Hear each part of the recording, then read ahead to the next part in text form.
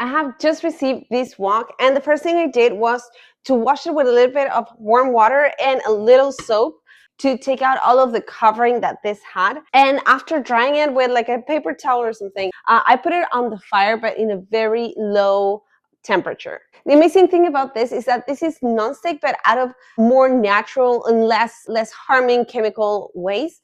Difference with the Teflon has like a film of this nonstick thing that a long time is going to start breaking and you're going to start eating it.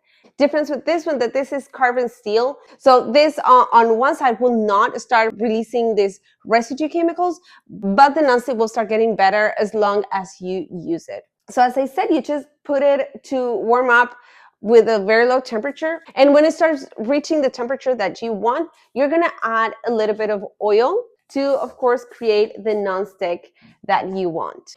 And once the wok is finally hot, you can increase the temperature a little bit.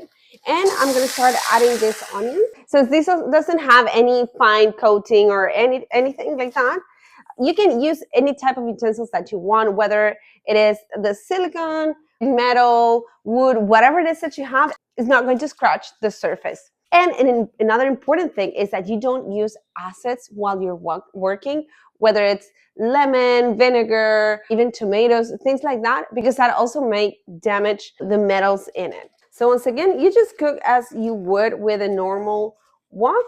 And when it's ready, you just wash it with warm water and you dry it with a paper towel and you're going to be just fine.